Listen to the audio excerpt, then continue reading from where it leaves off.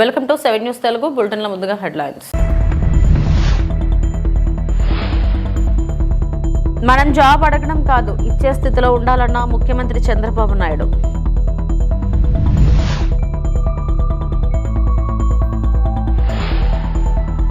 IT తనిఖీలపై ప్రముఖ నిర్మాత దిల్ రాజు వివరణ.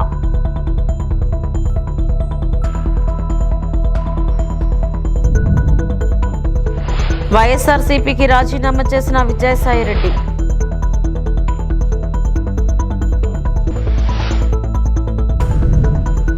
ఒకప్పుడు ఐటీ గురించి మాట్లాడితే ఇప్పుడు ఏఐ గురించి మాట్లాడుతున్నామని ఏపీ సీఎం చంద్రబాబు అన్నారు. ప్రస్తుతం ప్రపంచమంతా ఏఐ ఎంతో అభివృద్ధి చెందిందని చెప్పారు. దావోస్ పర్యటన ముగించుకొని వచ్చిన నేపథ్యంలో రాష్ట్ర సచివాలయంలో నిర్వహించిన మీడియా సమావేశంలో సీఎం మాట్లాడారు. దావోస్ పర్యటన తర్వాత జరిగిన విషయాలు ప్రజలకు చెప్పడం ఒక బాధ్యతగా నేను ఎప్పుడైనా తీసుకుంటున్నాను. ఈరోజు దావోస్ అనేది నాకు కొత్త కాదు.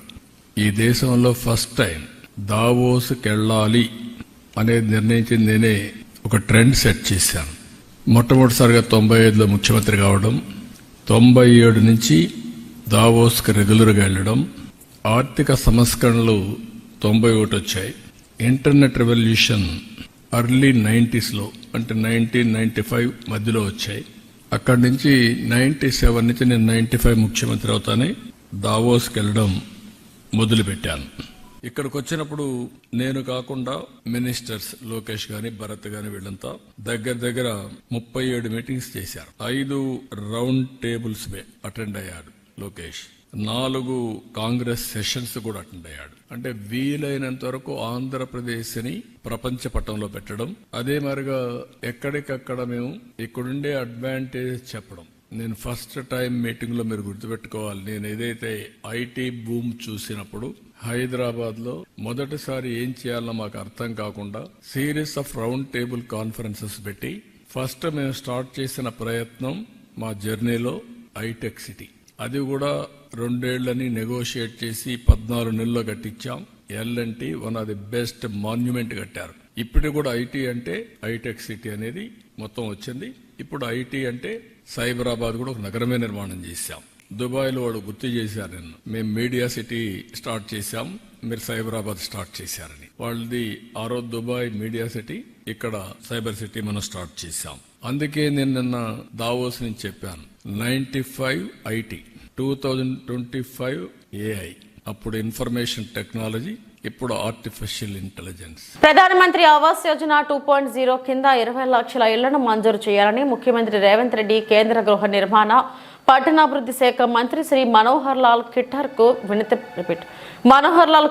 వినతి పత్రం ఇచ్చారు.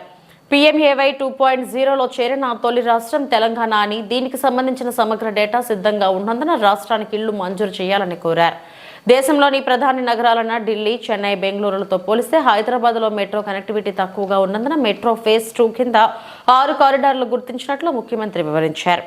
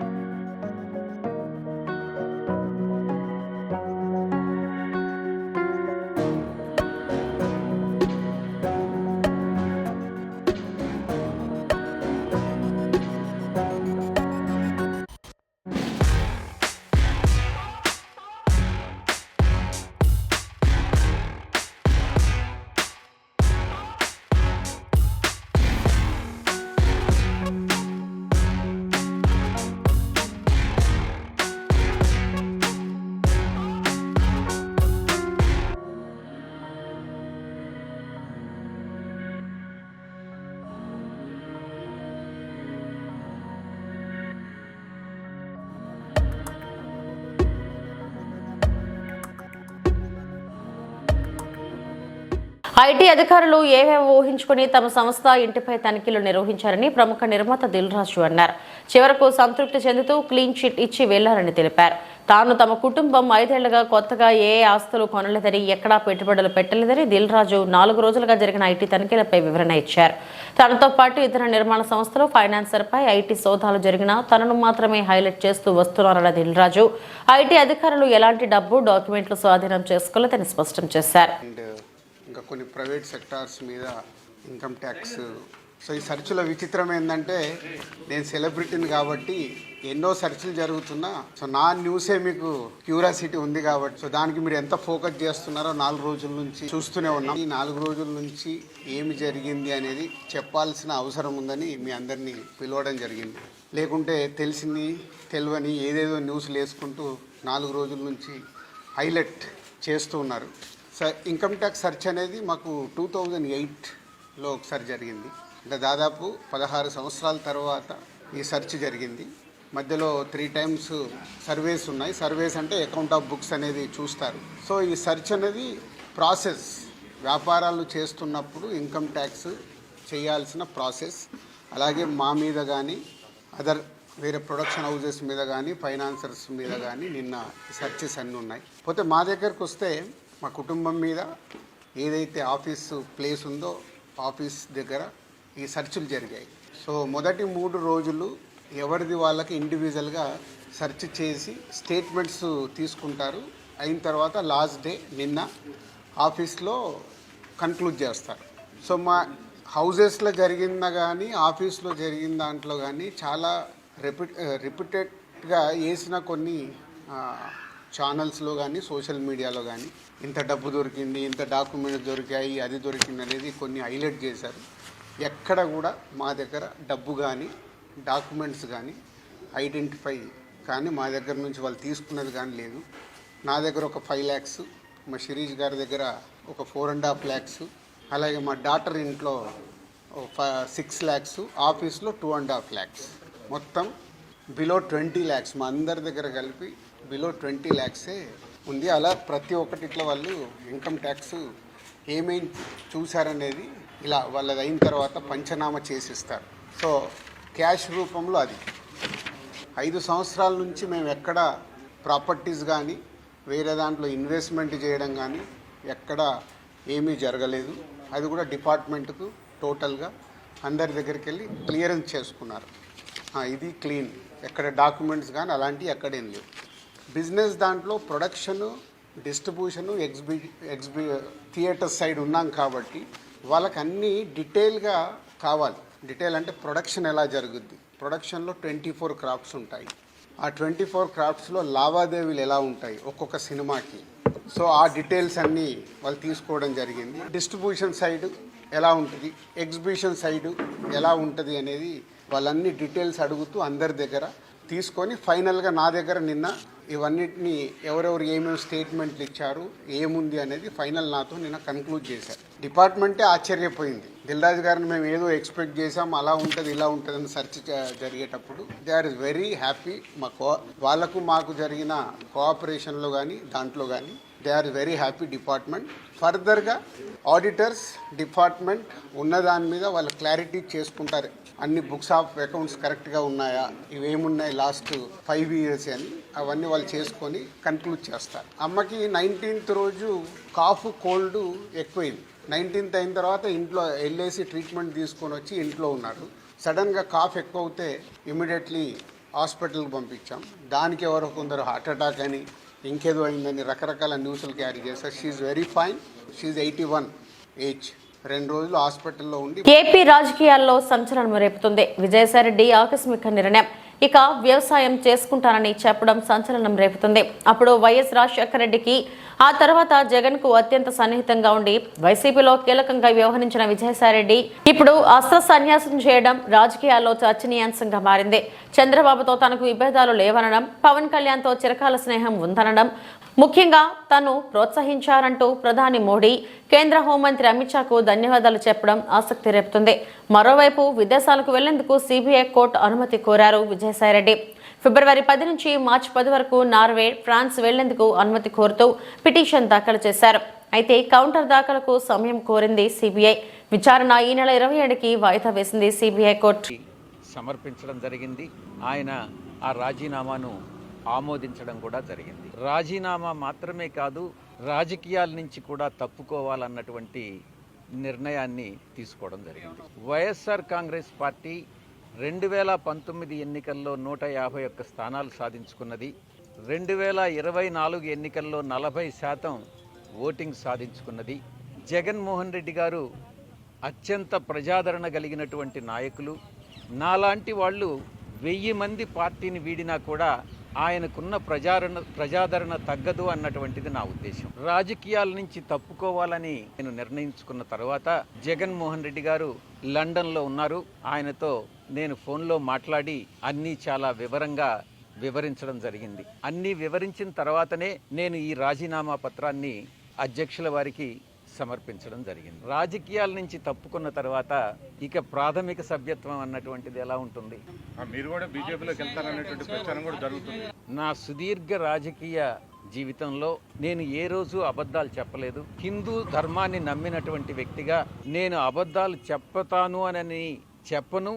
అలా చెప్పుతాను అని ఎవరైనా నమ్మినట్లయితే అది మీ యొక్క విజ్ఞతకే వదిలేస్తున్నాను. రాజారెడ్డి గారి దగ్గర నుంచి, రాజశేఖర రెడ్డి గారి నుంచి ఈరోజు జగన్మోహన్ రెడ్డి గారి వరకు 3 తరాలుగా ఆ కుటుంబంతో సన్నిహిత సంబంధాలు ఉన్నటువంటి వ్యక్తిగా నేను ఒక్కటే చెప్తా ఉన్నాను. ఈ జీవిత కాలంలో ఏ రోజు కూడా ఆ కుటుంబంతో విభేదాలు అన్నటువంటివి రావు, ఇంతవరకు లేవు, భవిష్యత్తులో కూడా వచ్చేటటువంటి అవకాశం లేదు. 2011వ సంవత్సరం ఆగస్టు 10వ తారీఖున ఎఫ్ఐఆర్స్ ఫైల్ చేయడం జరిగింది. అప్పట్లో నన్ను అప్రూవర్గా మారమని ఎంత బలవంత పెట్టినా కూడా ఆ కుటుంబానికి సన్నిహిత సంబంధాలు కలిగినటువంటి వ్యక్తిగా నేను అప్రూవర్ కావడానికి నిరాకరించాను. ఆ రోజు పరిస్థితే ఈ రోజు కూడా.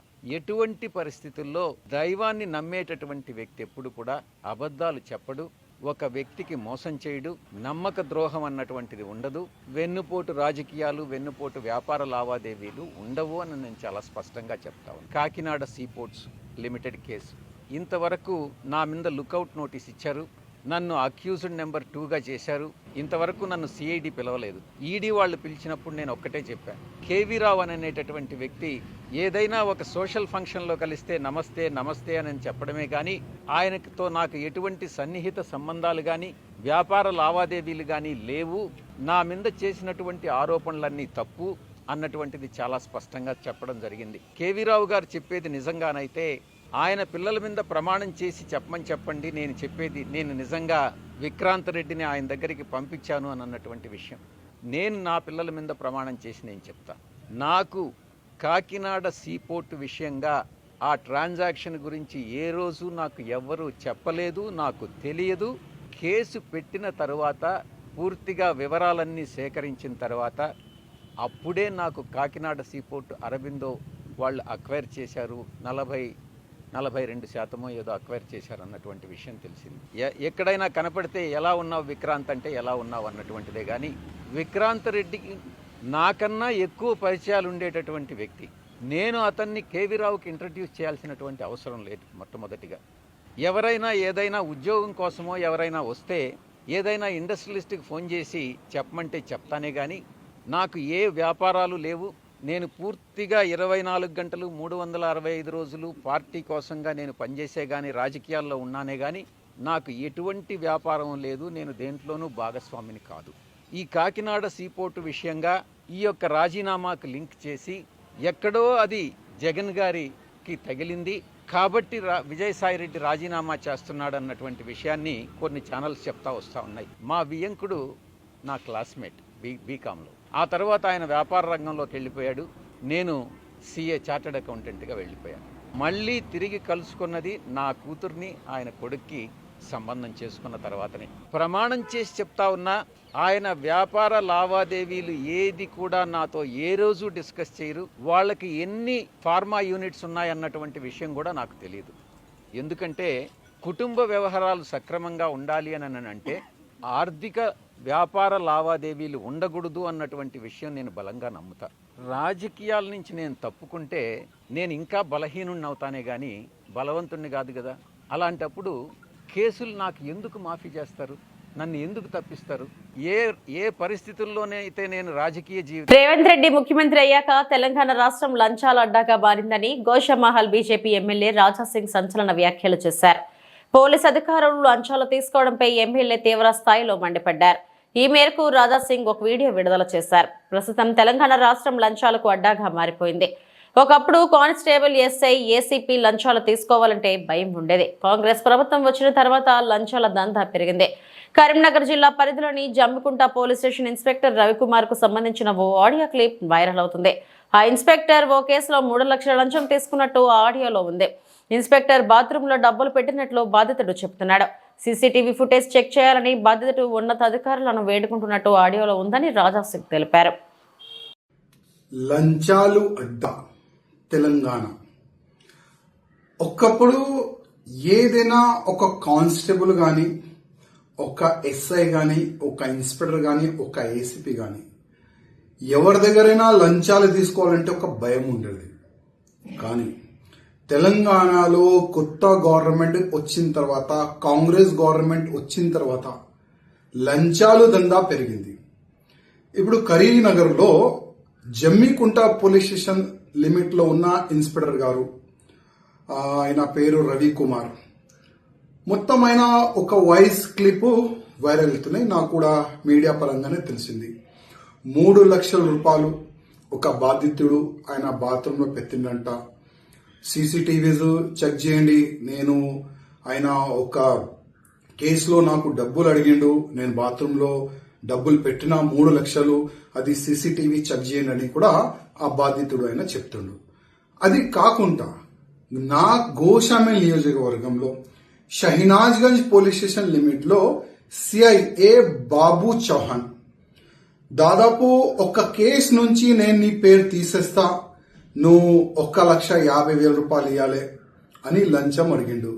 50,000 రూపాయలకి ఆయన ఫిక్స్ అయింది. ఏసీపీ అధికారులు ఈ షహనాజ్గంజ్ పోలీస్ స్టేషన్ లిమిట్ లో ఉన్న ఆ ఇన్స్పెక్టర్ ని, ఆ బాబు చౌహాన్ ని అరెస్ట్ చేసినారు. ఇట్లా కాకుండా చాలా వరకు ఈ సంవత్సరంలో చాలా వరకు పోలీసులు లంచం తీసుకుంటా అరెస్ట్ అవుతున్నారు.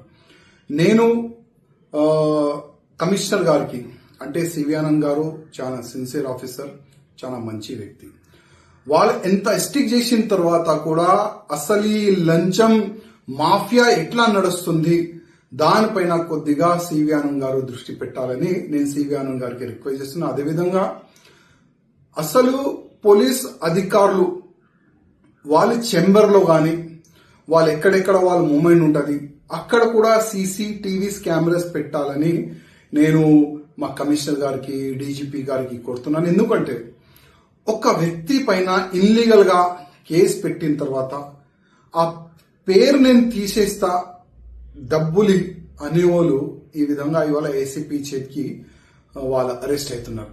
ఇంకా ఎంతమంది ఉండొచ్చు. ఒక వ్యక్తి క్రైమ్ లో లేదంటేనే ఆయన 50,000 రూపాయలు నేను ఎందుకు ఇవ్వాలని ఏసీపీకి ఫిర్యాదు చేస్తే ఒక ఇన్స్పెక్టర్ అరెస్ట్ అయిండు. ఒకవేళ ఏదైనా ఒక వ్యక్తి క్రైమ్ చేసిండు, వాళ్ళ దగ్గర ఇట్లాంటి ఆఫీసర్లు ఎంత డబ్బులు వసూలు చేయొచ్చు.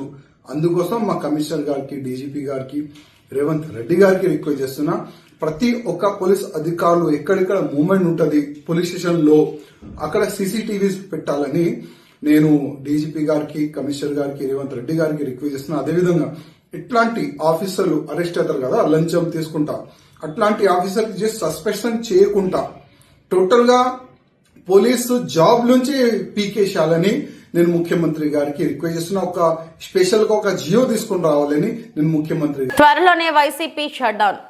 గాల్లో తిరిగిన జగన్ చివరకు తన పార్టీని గాల్లో కలిపేసే పరిస్థితి తెచ్చుకున్నాడని బీజేపీ నాయకులు భాను ప్రకాష్ రెడ్డి అన్నారు. జగన్ చేష్టలు ఏమాత్రం వైసీపీ నేతలకు నచ్చడం లేదని విజయసాయి రెడ్డితో పాటు మిగిలిన వైసీపీ ముఖ్య నేతలంతా ఆ పార్టీని వీడుతున్నారని జోస్యం చెప్పారు. అతి త్వరలో వైసీపీ పార్టీ మూత పడుతుందని, ఎన్డీఏ కూటమి మరింత బలోపేతం అవుతుందని భాను ప్రకాష్ రెడ్డి తెలిపారు. జగన్మోహన్ రెడ్డి పార్టీ మీద, వైసీపీ మీద, జగన్మోహన్ రెడ్డి నాయకత్వం మీద వైసీపీ నాయకులకి నమ్మకం సన్నగిలుతా ఉంది. 2024లో కేవలం 11 స్థానాలకే పరిమితమైనపోయి ప్రతిపక్ష హోదా కూడా రాకుండా ఆంధ్రప్రదేశ్ ప్రజలు జగన్మోహన్ రెడ్డి పార్టీని ఓడించడం జరిగింది. ఇప్పటికే ముగ్గురు పార్లమెంట్ సభ్యులు ఆ పార్టీ నుంచి బయటికి రావడం జరిగింది. నేడు విజయసాయిరెడ్డి కూడా ఈ రోజు బయటికి రావడం జరిగింది.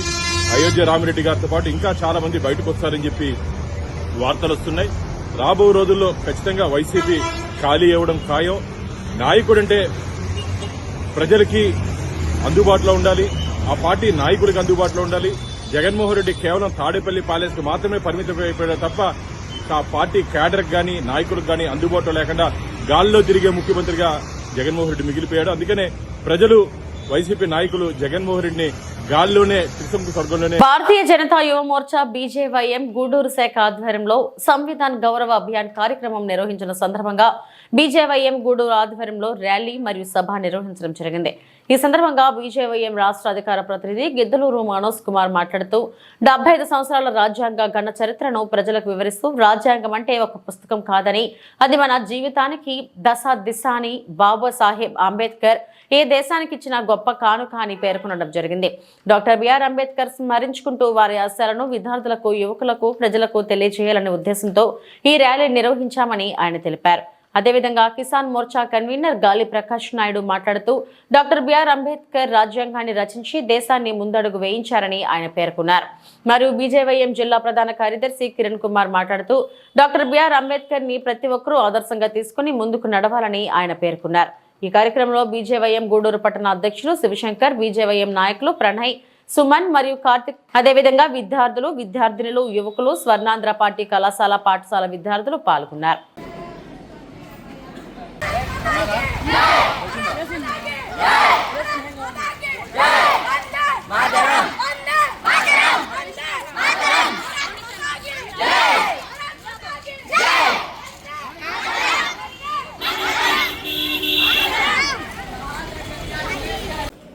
అందరికీ నమస్కారం. నా పేరు మనోజ్ కుమార్, భారతీయ జనతా యువ మోర్చా బీజేవైఎం రాష్ట్ర అధికార ప్రతినిధి. మనకు తెలుసు జనవరి 26 గణతంత్ర దినోత్సవం. ఆ యొక్క దినోత్సవం సందర్భంగా పురస్కరించుకొని బీజేపీ ఆధ్వర్యంలో, బీజేవైఎం ఆధ్వర్యంలో ఈరోజు మనకు తెలుసు రాజ్యాంగం అమల్లోకి వచ్చిన దినం కాబట్టి దానికి సంబంధించినటువంటి విధానాన్ని, మన యొక్క రాజ్యాంగాన్ని తీసుకొచ్చినటువంటి అంబేద్కర్ గారి యొక్క చిత్రపటాలతో, అదేవిధంగా జాతీయ జెండాలతో గూడూరు 2 టౌన్ పట్టణంలోని స్వర్ణాంధ్ర పార్టీ విద్యార్థుల పాఠశాల విద్యార్థులతో 2 టౌన్లో ర్యాలీ నిర్వహించడం జరుగుతుంది. ముఖ్యంగా విద్యార్థుల్లో దేశభక్తి నింపాలి, అందుకోసం ఈ ర్యాలీ నిర్వహిస్తున్నాము. అదేవిధంగా మన యొక్క రాజ్యాంగ నిర్మాత డాక్టర్ బిఆర్ అంబేద్కర్ గారి సేవలను స్మరించుకుంటూ ఆయన చేసినటువంటి గొప్పతనం ఏంటంటే భారతదేశానికి రాజ్యాంగం రచించారు. ఈ యొక్క రాజ్యాంగం ద్వారా ఈ యొక్క భారతదేశాన్ని ముందుకు నడిపిస్తూ, అదేవిధంగా రాజ్యాంగం అనే ఒక పుస్తకమే కాదు, ఒక శక్తిలాగా ఈరోజు ముందుకెళ్తూ ఈరోజు దేశాన్ని నడిపిస్తున్నటువంటి రాజ్యాంగాన్ని రచించినటువంటి అంబేద్కర్ గారిని స్మరించుకుంటూ ఈ యొక్క ర్యాలీని నిర్వహిస్తున్నాం. ఇదే విధంగా దేశవ్యాప్తంగా, రాష్ట్ర వ్యాప్తంగా ఈ ర్యాలీలు నిర్వహిస్తున్నాం. ముఖ్యంగా అందులో గూడూరు పట్టణంలో విద్యార్థులతో నిర్వహిస్తూ పుర ప్రజలకు అందరికి కూడా రాజ్యాంగం గురించి, అమల్లోకి వచ్చిన రోజు గురించి తెలియజేస్తూ తిరుమల శ్రీ వెంకటేశ్వర స్వామివారిని సినీ హీరో నితిన్ దర్శించుకున్నారు. శనివారం ఉదయం వీఐపీ విరామ సమయంలో శ్రీవారిని దర్శించుకుని మొక్కులు చెల్లించుకున్నారు. దర్శనం అనంతరం రంగనాయక మండపంలో వేద పండితులు వేదాశీర్వచనం ఇవ్వగా ఆలయ అధికారులు పట్టు వస్త్రంతో సత్కరించి స్వామివారి తీర్థ ప్రసాదాలు వారికి అందజేశారు.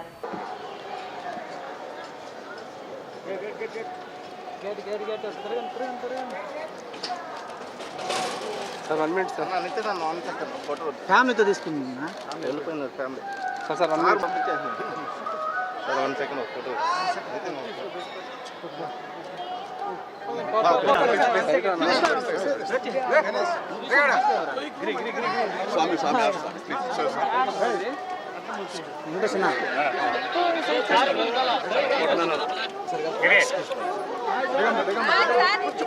కొంచెం సైడ్ వచ్చి ప్లీజ్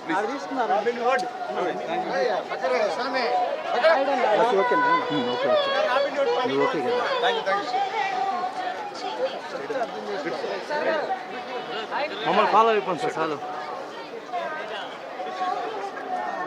వెనక్కి జరుపు.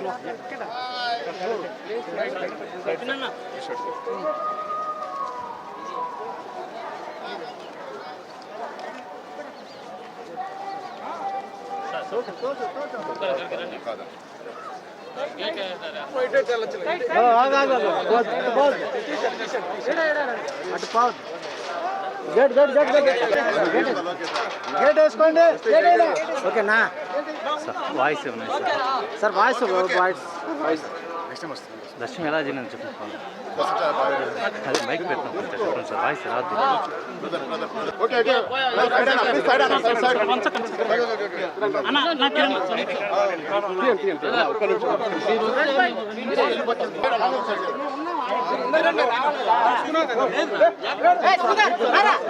కొంచెం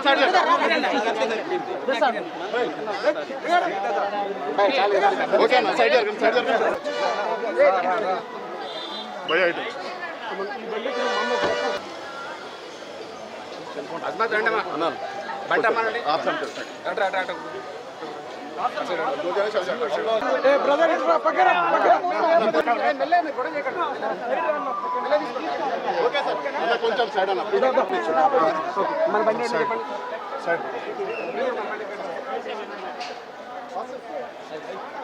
ఇవి ఇప్పటివరకు నా బులెటిన్ అప్డేట్స్. నమస్తే.